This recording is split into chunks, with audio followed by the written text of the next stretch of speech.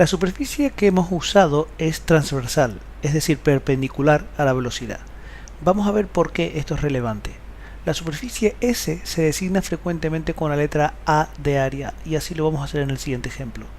En vez de una tubería, imaginaremos ahora un río, en el que sumergimos una superficie imaginaria, ya no circular como antes, sino cuadrada. Ahora el agua pasa a través de nuestra superficie, pero por lo demás el razonamiento es idéntico al anterior. El flujo es la cantidad total de agua que pasa por nuestra área en una cantidad de tiempo dada. Eso en un tiempo t es toda el agua contenida en una caja de longitud v por t, sección A y por tanto volumen v por t por A. De ese modo, el ritmo al que fluye es igual a la velocidad v por el área A. Fíjate que si el elemento de área se inclina con respecto a la dirección de la corriente, pasa menos agua a través de él. Ahora vemos claramente que el flujo depende del ángulo entre la corriente y el elemento de área. Un estupendo truco físico-matemático para cuantificar esta situación es definir un vector área perpendicular a la superficie y expresar el flujo mediante el producto escalar.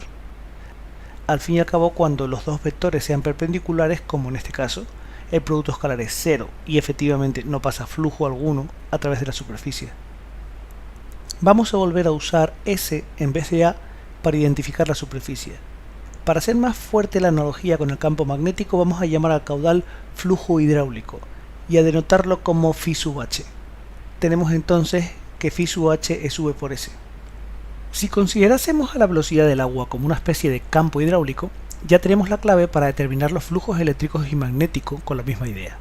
En un campo eléctrico constante, el flujo eléctrico es el producto escalar del campo eléctrico por la superficie. Análogamente, para un campo magnético constante, el flujo magnético es el producto escalar del campo magnético por la superficie. Cuando el campo no es uniforme, esto sigue siendo cierto solamente para una superficie infinitesimal, es decir, tan pequeña como sea necesaria para que el campo sí sea uniforme en ese tramo. En esas condiciones podemos hallar un elemento infinitesimal de flujo obteniendo el producto escalar del campo por la superficie infinitesimal que atraviesa el campo. Para hallar el campo total tenemos que integrar a lo largo de toda la superficie en cuestión.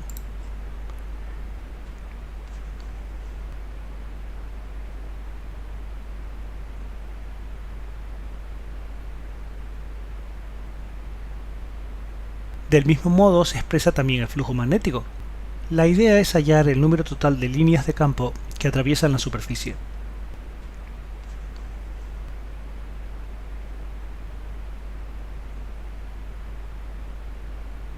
Cuando además de un campo magnético constante tenemos una superficie que es perpendicular al campo, el flujo es directamente el producto v por s, donde v y s ya no son vectores.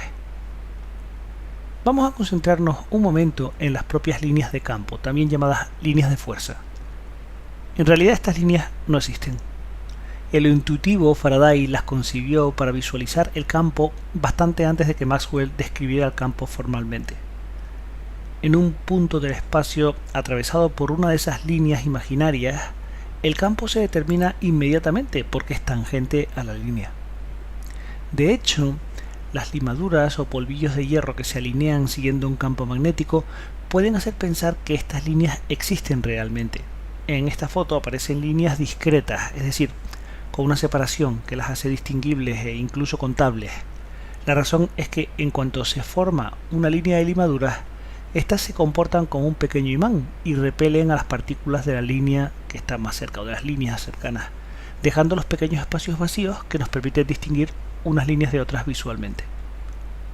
En muchos textos, incluyendo el nuestro, se sigue usando el viejo truco. Se imagina que las líneas de campo existen y que se pueden contar. De hecho, nuestro libro define el flujo magnético como la cantidad de líneas de fuerza. En este gráfico del texto vemos cómo pasan dos flujos a través de una superficie, que en este caso es cuadrada. Vamos a comparar el flujo de uno a otro y lo hacemos con el número de líneas. Una vez definido el flujo magnético, podemos entender por qué a la inducción magnética se le llama también densidad de flujo magnético, ya que el campo B equivale al flujo por unidad de superficie, es decir, la densidad superficial de flujo.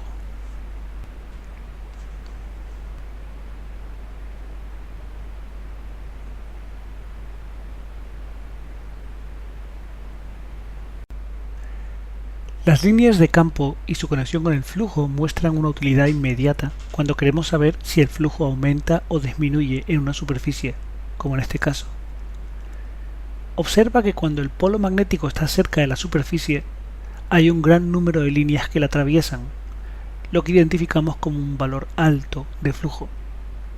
Mantén la atención en la cantidad de líneas que atraviesa la superficie, marcada en verde, mientras alejamos el imán, y comprobarás que el flujo disminuye. Ahora aumenta. Ahora disminuye. Como ves, resulta práctico identificar el flujo con el número de líneas que atraviesan la superficie.